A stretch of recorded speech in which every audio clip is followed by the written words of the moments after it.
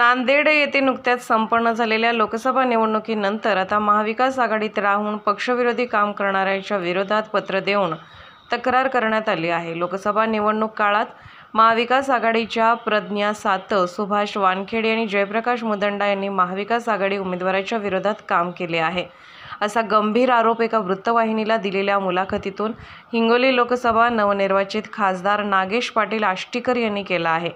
नुकत्याच संपन्न झालेल्या हिंगोली लोकसभा निवडणुकीनंतर आता महाविकास आघाडीत राहून पक्षविरोधी काम करणाऱ्यांच्या विरोधात खासदार नागेश पाटील आष्टीकर यांनी पत्र देऊन तक्रार केली आहे। निवडणूक काळात महाविकास आघाडी युतीच्या उमेदवाराच्या विरोधात कळमनुरी विधानसभा मतदारसंघातून येत असलेल्या प्रज्ञा सातव यांनी काँग्रेस आणि महाविकास आघाडीच्या हिताच्या विरोधात काम केले। त्यांनी पक्षाचे निर्देश पाळले नाहीत आणि विरोधकांना पाठिंबा दिला, अशी तक्रार कामगार सेनेच्या वरिष्ठ नेतृत्वाकडे करून सातव यांच्यावर कारवाई करण्याची मागणी केली आहे। तसेच महाविकास आघाडीकडून पुन्हा संधी दिल्यास आमदार मतदान करणार नाहीत, असा इशाराही त्यांनी दिला आहे।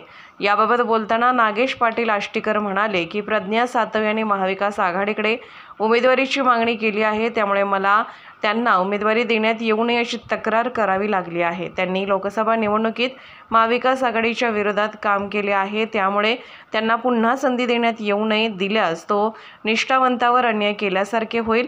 महाविकास आघाडीकडून त्यांना कुठल्याही प्रकारचा बी-फॉर्म लागला नाही पाहिजे, तसं जर झालं तर आम्ही त्याचं काम करणार नाही किंवा आमचे आमदार त्यांना मतदान देणार नाहीत, असे त्यांनी माध्यमांशी दिलेल्या मुलाखतीत म्हटले आहे।